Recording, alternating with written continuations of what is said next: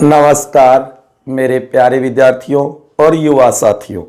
जैसे कि हम अपनी इस क्लास के अंदर बात कर रहे थे भारतीय राज्य व्यवस्था की, और हमारा टॉपिक चला था भारत का संवैधानिक इतिहास या विकास, जो कि हमने अपनी पिछली क्लास के अंदर पिछले वीडियो के अंदर देखा था कि भारत में संवैधानिक विकास का क्रम किस तरीके से शुरू हुआ था। पृष्ठभूमि देखी थी हमने, ईस्ट इंडिया कंपनी की स्थापना कैसे हुई 1600 ईस्वी में, उसके बाद में भारत किस तरीके से आगमन होता है ईस्ट इंडिया कंपनी का, और उसके बाद में भारत में व्यापार कार्य शुरू कर दिए जाते हैं, और धीरे धीरे देखा जाता है कि वे व्यापारिक कार्य के साथ साथ भारत में प्रशासनिक हस्तक्षेप भी शुरू कर देते हैं। और उसके बाद में पलासी और बक्सर युद्ध के बाद, जो कि दो अति महत्वपूर्ण युद्धों के ऊपर भी हमने अपनी पिछली क्लास के अंदर चर्चा की थी प्यारे विद्यार्थियों। अगर आपने देखा हो तो, अगर वो वीडियो नहीं देखा है तो कृपया पहले उस वीडियो को देखना, उसके बाद में ही ये क्लास आपके अच्छी तरीके से समझ में आएगी। तो कहने का मतलब है कि पलासी और बक्सर युद्ध के बाद में जैसे ही अंग्रेजों का भारत के ऊपर पूर्ण आधिपत्य हो गया, उसके बाद में यहाँ पर उन्होंने प्रशासनिक कार्य शुरू कर दिया, भारत पे राज करना शुरू कर दिया। उसके बाद में कहा जाता है कि ब्रिटिश सरकार के द्वारा कुछ चार्टर एक्ट और उसके बाद में अधिनियम, जो कि नियम बना करके, कानून कायदे बना करके भारत भेजे गए, जिसके आधार पर ही कंपनी ने भारत के ऊपर शासन किया था। कहने के लिए भारत के अंदर शासन करने का काम किया था ईस्ट इंडिया कंपनी ने। उन्हें ही हम भारत का संवैधानिक इतिहास या विकास कहते हैं। उन्हीं चार्टर एक्ट को, या आप कहोगे अधिनियमों को, जो कि हमने अपनी पिछली क्लास के अंदर विस्तार से चर्चा कर ली थी कि चार्टर एक्ट कौन से होंगे और अधिनियम नाम कब हो जाएगा उनका। जो कि सबसे पहले हमने नंबर 1 देखा था प्यारे विद्यार्थियों, जो कि 1773 ईस्वी का रेगुलेटिंग एक्ट अति महत्वपूर्ण है। सबसे पहला यही था प्यारे विद्यार्थियों, आपके कुछ समझ में भी आया होगा, जो कि इसे व्यवस्थापन कानून भी कहा जाता है, क्योंकि ये मानो भारत में पहली बार इसके द्वारा ही ब्रिटिश सरकार ने व्यवस्थापन का काम किया था, ईस्ट इंडिया कंपनी के ऊपर अपना नियंत्रण कायम कर लिया था, संसदीय नियंत्रण, जो कि ब्रिटेन की संसद। तो आपने देखा कि 1773 ईस्वी का जो रेगुलेटिंग एक्ट आया था, उसके क्या क्या प्रावधान थे, हमने अपनी पिछली क्लास के अंदर विस्तार से चर्चा की थी, उन्हें ही तैयार करना है। सबसे पहले हमने बात की थी, याद करो प्यारे विद्यार्थियों, कि जो बंगाल का गवर्नर था ना, उसे बंगाल का गवर्नर जनरल बना दिया, जो कि उस समय बंगाल का गवर्नर था वारेन हेस्टिंग्स, उसे ही बंगाल का गवर्नर जनरल बना दिया गया था। और बंगाल ही नहीं, जबकि आप देखोगे बंबई है, मद्रास है और कलकत्ता प्रेसिडेंसी का संयुक्त रूप से, क्योंकि यहाँ पे प्रांतीय एकीकरण शुरू हो जाता है। वैसे तो भारत में प्रांतीय एकीकरण का काम आपने देखा था सरदार वल्लभ भाई पटेल ने किया था, लौह पुरुष ने, लेकिन कहा जाता है कि इस एक्ट के द्वारा भी प्रांतीय एकीकरण हो गया था। कलकत्ता से ही, बंगाल से ही ये मानो कि जो ब्रिटिश क्षेत्र था ना, वहां पर अधिकार जमाने के लिए प्रशासन किया जाता था। आगे न समझ में, कलकत्ता से ही होता था प्रशासन, चाहे वो बंबई का हो चाहे मद्रास का हो। तो ये पहली विशेषता कह दो या पहला प्रावधान किया था। उसके बाद में नंबर 2 आपने देखा था कि गवर्नर जनरल को सहायता और सलाह देने के लिए एक परिषद होगी, सलाहकारी परिषद। कितने सदस्य? 4 सदस्य होंगे। कितना कार्यकाल? 5 वर्ष का कार्यकाल होगा उनका, ठीक है ना। उसके बाद में आप देखोगे जो कि यहां पर कलकत्ता के अंदर, जो कि इसी एक्ट के द्वारा 1774 में कलकत्ता में एक सुप्रीम कोर्ट बनाया गया। सर्वोच्च न्यायालय बनाया गया था 1774 में। आ रहा है ना याद? अब तो ये टॉपिक एकदम क्लियर होता चल रहा है ना प्यारे विद्यार्थियों? बता दो टाबरों, आ रहा है ना समझ में? देखो कुछ मेरे प्यारे विद्यार्थी हंस रही हैं कि सर ने आज हमें टाबरों कह दिया, ये नया शब्द कहां से ले आए? मेरे कहने का मतलब यही है मेरे प्यारे विद्यार्थियों, मेरे युवा साथियों और मेरे दोस्तों, आपको ये टॉपिक एकदम क्लियर होना चाहिए। वैसे बड़ा भी है, हार्ड भी है, लेकिन मैंने बताया था ना कि एक एक एक्ट को, और जो कि 1858 में अधिनियम बन जाएंगे, भारत परिषद अधिनियम जिनको कहा जाएगा, उनकी प्रावधान या उनकी विशेषता, उनके लक्षण, उनके नियम या उनकी व्यवस्थाएं तैयार कर लो। ज्यादा नहीं करते हो, 2 या 3 या 4 विशेषताएं। सबसे अति महत्वपूर्ण में मैंने पहले ही बता दिया 1909 मार्लेमिंटो सुधार अधिनियम। उसके बाद में 1919 भारत परिषद अधिनियम, जिसे मॉन्टेग्यू चेम्सफोर्ड सुधार अधिनियम भी कहा जाता है। उसके बाद में 1935 भारत शासन या भारत सरकार अधिनियम। इन 3 को तो जरूर तैयार कर लेना, अच्छी प्रकार से समझना, जो कि मैं आज इसी वीडियो में अंत में आपको नोट्स के माध्यम से सारे जो हमारे चार्टर एक्ट कह दो या अधिनियम कह दो, उनको अच्छी प्रकार से समझा दूंगा। अपनी नोटबुक में नोट कर लेना। मेरा एक ही उद्देश्य है, था कि सफलता। बस ज्यादा से ज्यादा मैटर मैं आप तक पहुंचाऊंगा, तैयार करना आपका काम है प्यारे विद्यार्थियों।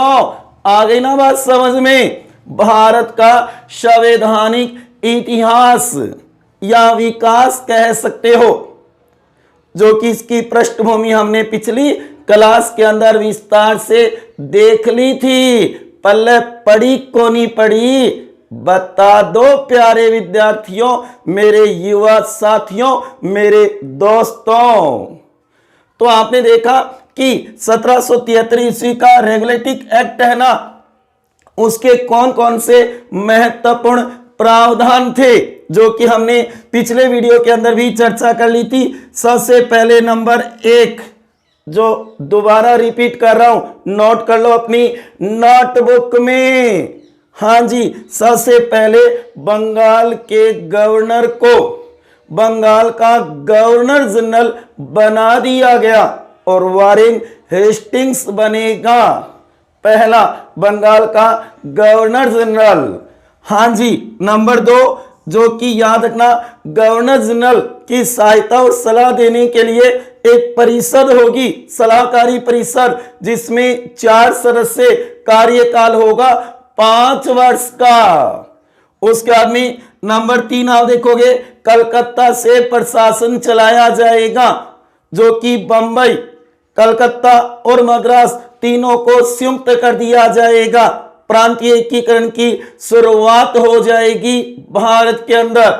उसके बाद में नंबर 4 अति महत्वपूर्ण, जो कि कलकत्ता में एक सुप्रीम कोर्ट बना दिया जाएगा, सर्वोच्च न्यायालय, जिसके अंदर 3 न्यायाधीश होंगे, एक मुख्य न्यायाधीश होगा, कुल 4 होंगे। एलिजा इम्प्रे मुख्य न्यायाधीश होंगे पहले, जो कि इन्हें दीवानी फौजदारी मामलों की सुनवाई का अधिकार होगा। उसके बाद में कह सकते हो साथियों, इस समय लॉर्ड नॉर्थ क्रुक, ये मानो कि ब्रिटेन के प्रधानमंत्री थे।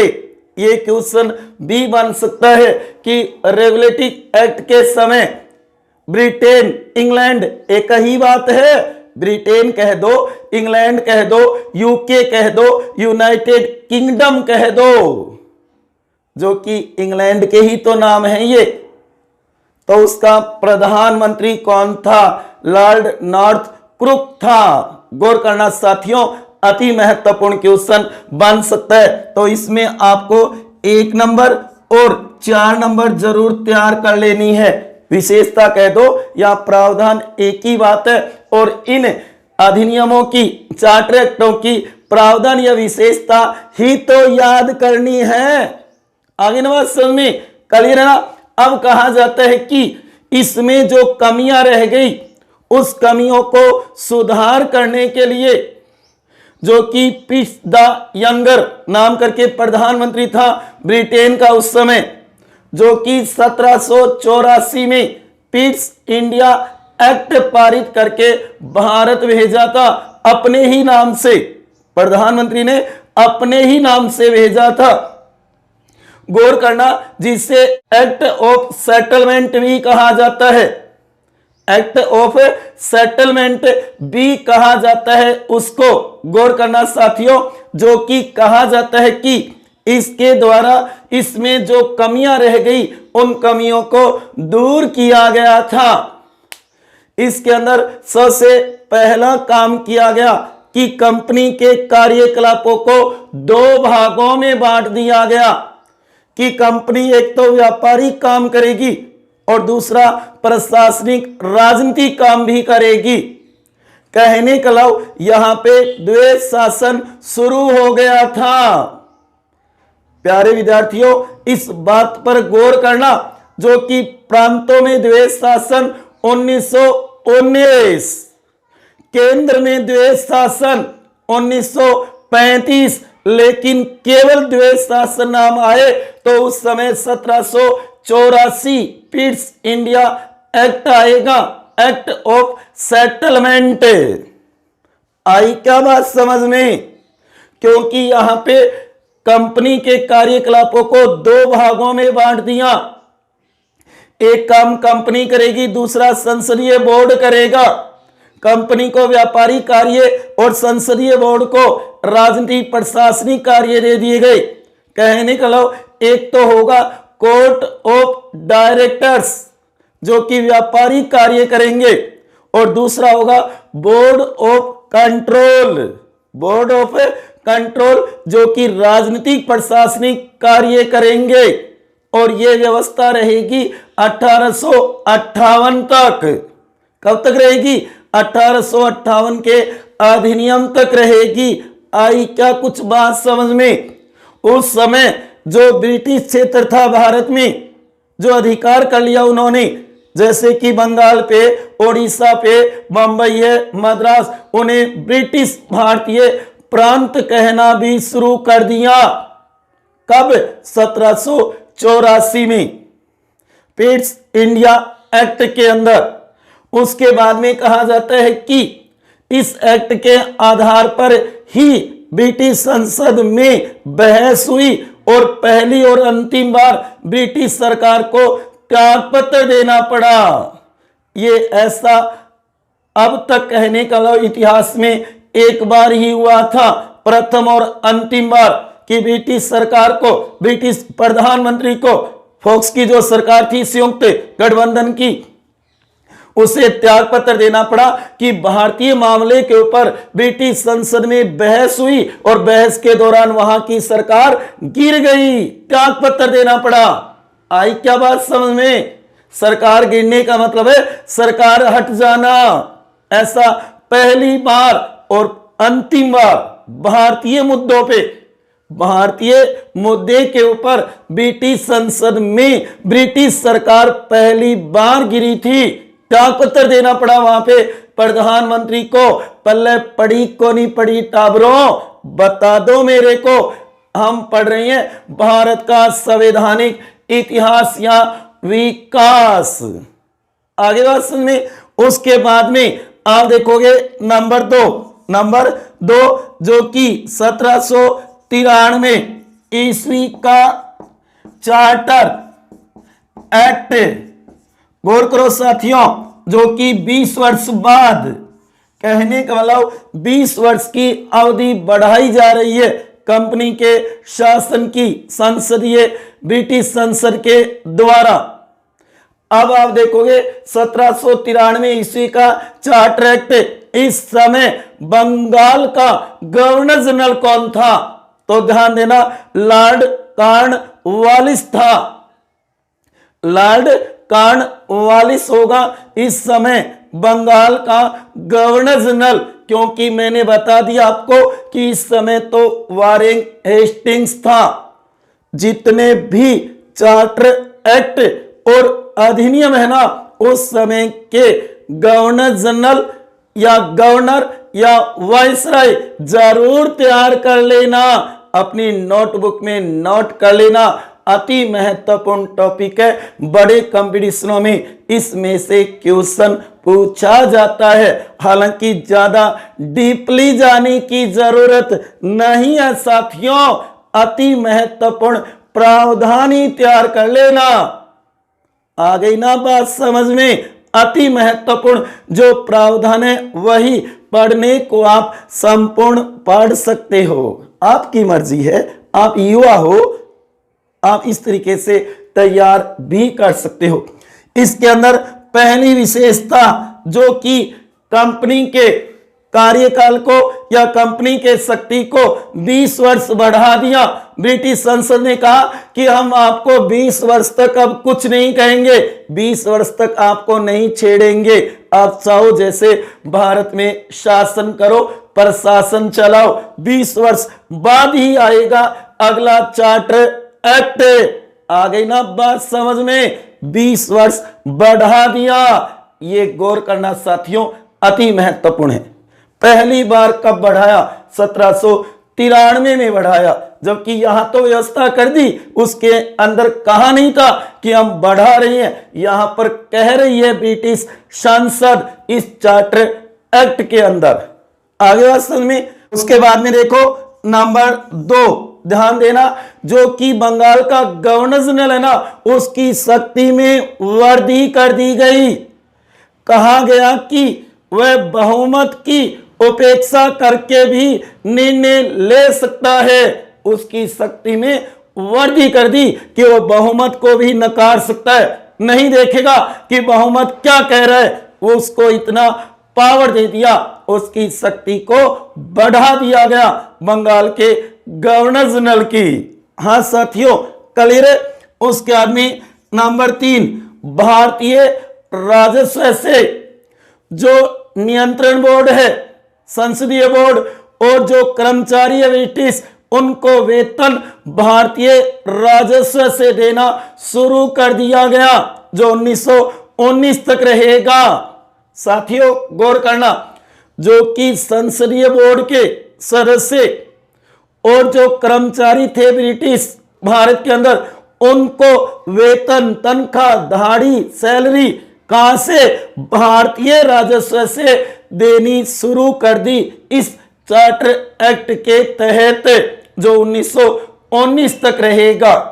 1919 में उसे समाप्त किया जाएगा। ऐसी बातें नोट करो कि कौन सी व्यवस्था कब लागू की गई और उस व्यवस्था को कब हटाया गया। आगे ना बात समझ में? तो ऐसे क्वेश्चनों पर गौर करना मेरे प्यारे विद्यार्थियों। उसके बाद में इसकी ये 3 विशेषता अति महत्वपूर्ण है। उसके बाद में आप कह सकते हो तीसरा अति महत्वपूर्ण है, 20 वर्ष बाद ही तो आएगा, क्योंकि कह दिया ब्रिटिश संसद ने कि 20 वर्ष बाद ही अगला अधिनियम, अगले नियम, कानून, कायदे आएंगे। आप 20 साल तक चलाओ शासन, हम आपको कुछ नहीं कहेंगे। हाँ साथियों गौर करना, इसके बाद में आएगा 1813 ईस्वी का चार्टर एक्ट। गौर करो अति महत्वपूर्ण है, ध्यान दो साथियों, जो कि इसकी पहली विशेषता। प्यारे विद्यार्थियों सबसे पहले तो हमें यही देखना है कि बंगाल का गवर्नर जनरल कौन था उस समय। तो ध्यान देना, लॉर्ड मिंटो प्रथम था। लॉर्ड मिंटो प्रथम होगा इस समय बंगाल का गवर्नर जनरल। क्लियर है ना? आ गई बात समझ में? कैसा लग रहा है ये टॉपिक आपको?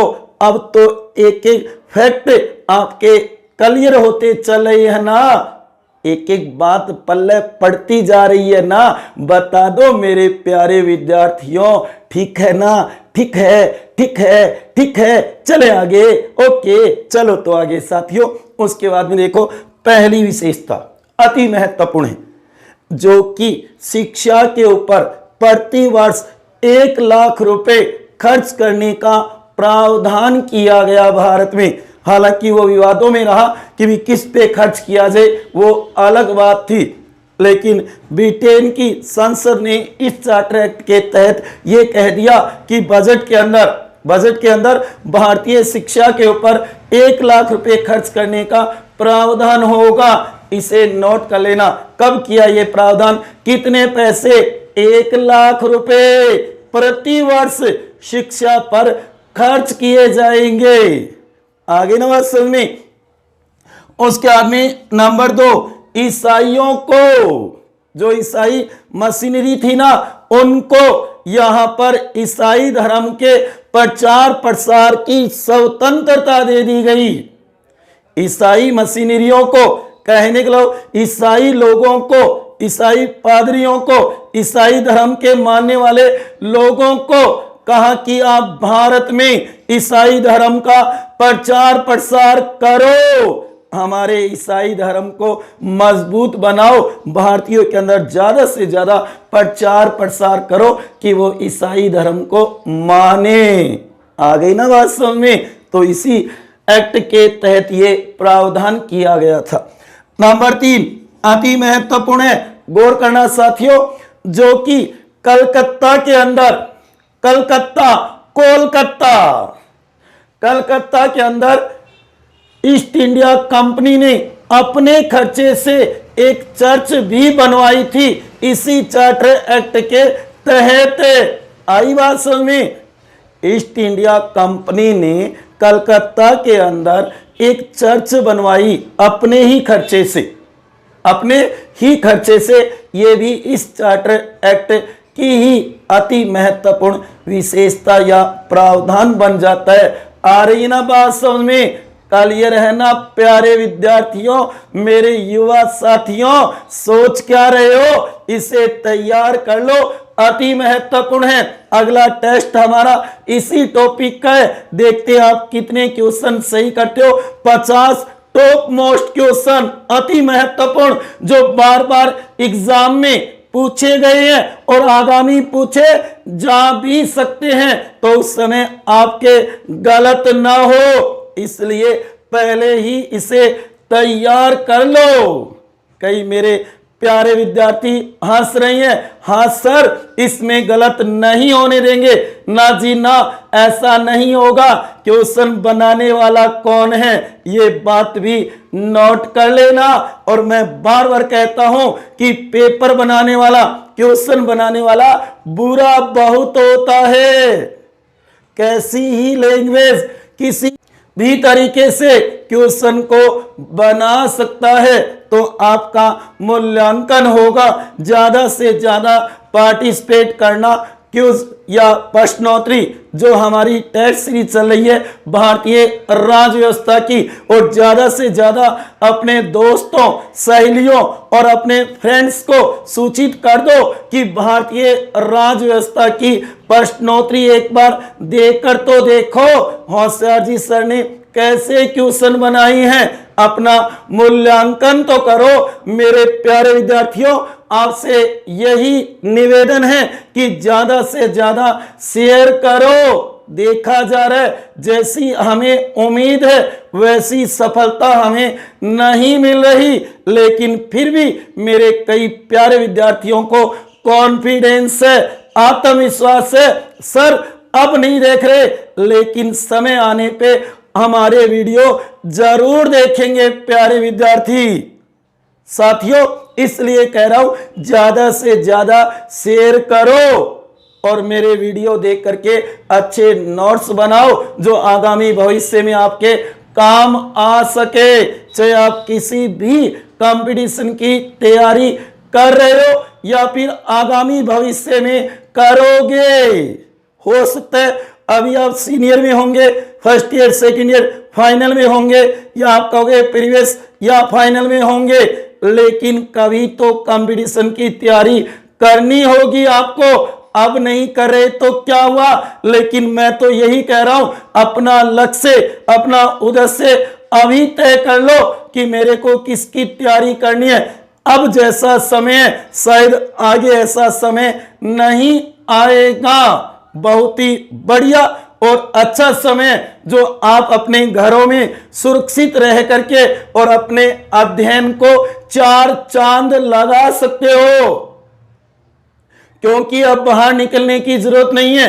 जो कि आप देख रहे हैं, एक महामारी कोरोना, जिसको महामारी घोषित कर रखा है, जो कि अभी तक कोई भी उसकी वैक्सीन दवाई नहीं बनी है। तो इसलिए जब तक दवाई नहीं तब तक ढिलाई नहीं। गौर कर लो, 2 गज की दूरी, मास्क है जरूरी। प्यारे विद्यार्थियों, गौर करो इस बात पे, क्योंकि मैं बार बार कहता हूं, मेरा एक ही लक्ष्य, एक ही उद्देश्य, आपकी सफलता, आपकी सफलता, थांकी सफलता। आगे ना बात समझ में। अब तो गुरुजी आज तो बड़ा जोरों बोल रहा हो। देखो कई मेरे प्यारे विद्यार्थी सोच रही हैं, मुस्कुरा भी रही हैं, मैं आपके लिए कुछ भी कर सकता हूं मेरे प्यारे विद्यार्थियों। चाहे मेरे को जोर से बोलना पड़े, चाहे मेरे को बोर्ड पे समझाना पड़े, चाहे मेरे को नोट्स के अंदर समझाना पड़े, मैं तो ये चाहता हूं कि मेरे प्यारे विद्यार्थी गवर्नमेंट जॉब लगे, एक सभ्य और अच्छे इंसान बने, किसी भी गरीब का दिल ना दुखाए, किसी भी असहाय को पीड़ा ना दे। प्यारे विद्यार्थियों, इसी प्रेरणा के साथ हम आगे बात करेंगे नोट्सों की, जो कि ये आपने देखा। उसके बाद में आपके एक बात क्लियर होती होगी, जो कि आप देखोगे 1858 में मैंने एक जिक्र किया था आपके सामने पिछले वीडियो के अंदर कि गवर्नर जनरल को वायसराय की पदवी दे दी गई थी। वायसराय की पदवी दे दी गई थी। तो कई मेरे प्यारे विद्यार्थी जिनको अभी तक ये समझ में नहीं आया कि वो वायसराय कैसे है, गवर्नर जनरल कैसे है, तो गौर करना प्यारे विद्यार्थियों, जो कि ध्यान देना, उस समय भारत 2 भागों में बंटा हुआ था। भारत वो 2 भागों में बंटा हुआ था। ध्यान देना साथियों, जो कि हम कह सकते हैं ये तो है ब्रिटिश भारत, ब्रिटिश भारत, ध्यान देना, और ये देसी रियासतों का भारत, ये देसी भारत इस तरीके से बंटा हुआ था।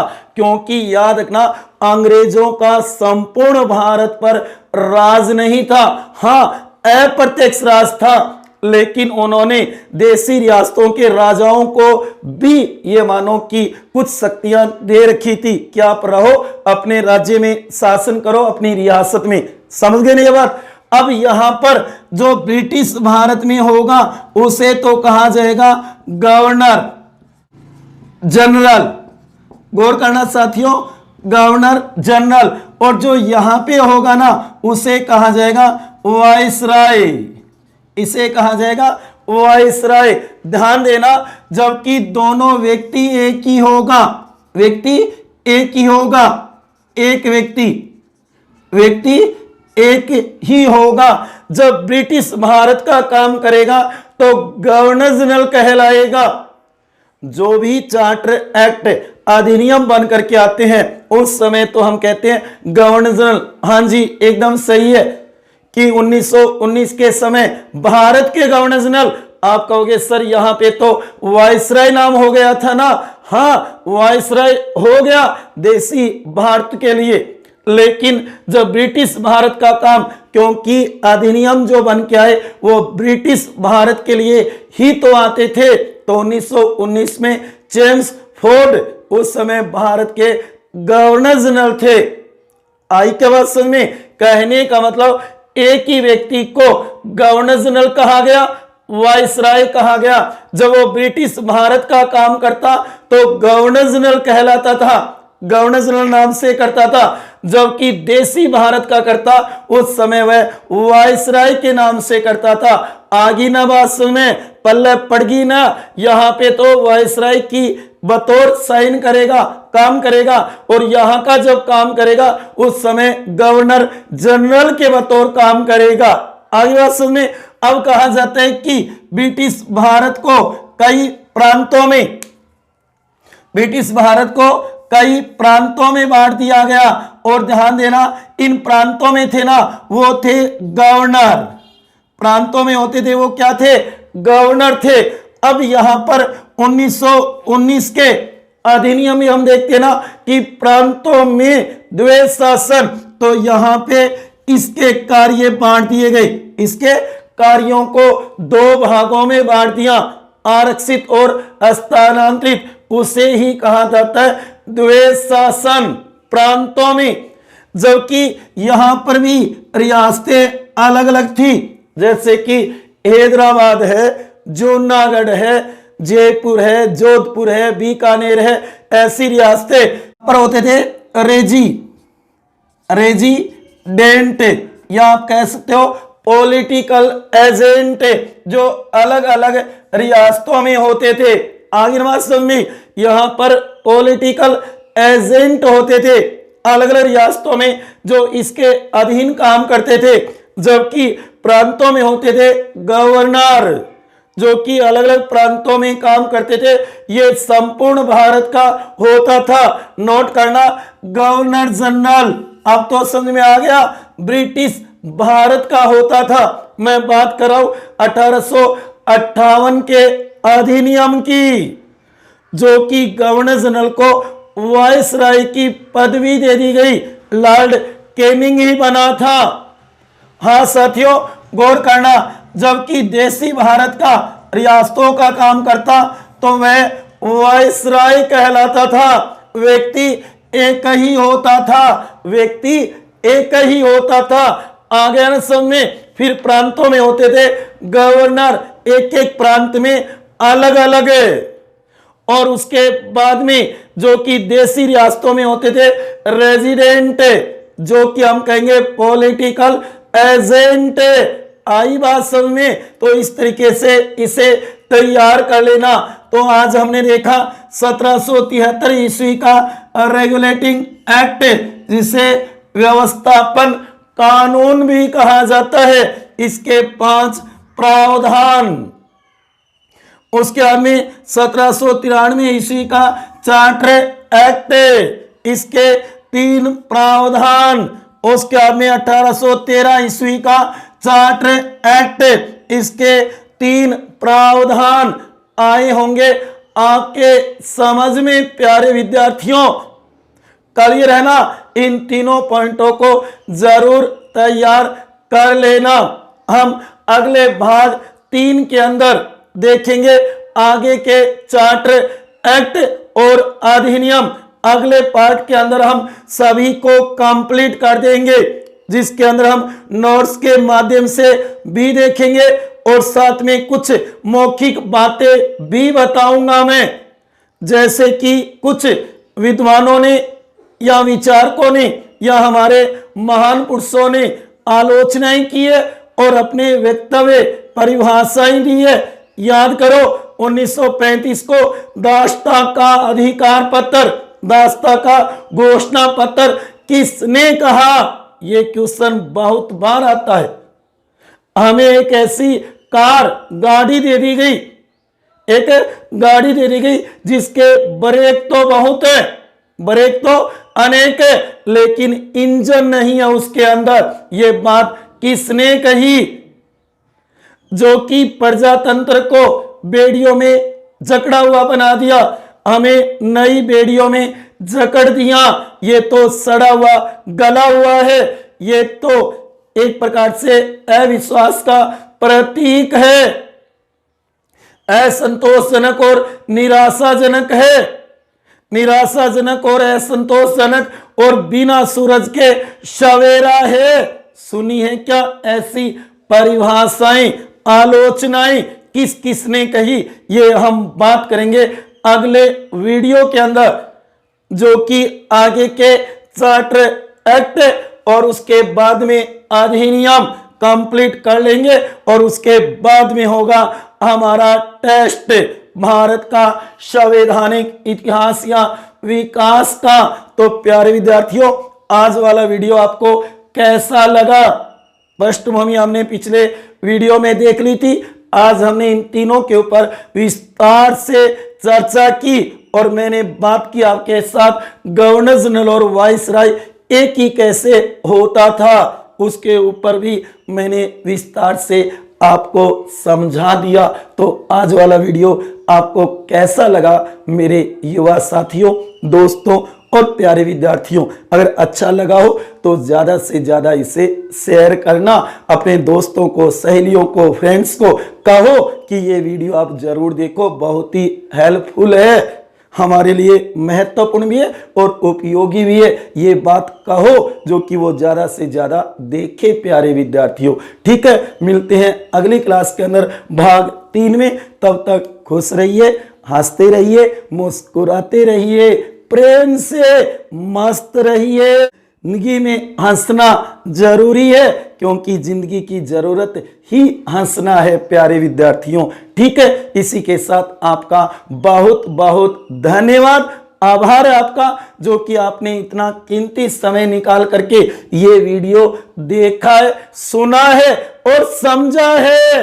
पल्ले पड़ी को नहीं पड़ी, तो इसी के साथ आपका बहुत बहुत धन्यवाद। जय हिंद, जय भारत। ओके साथियों।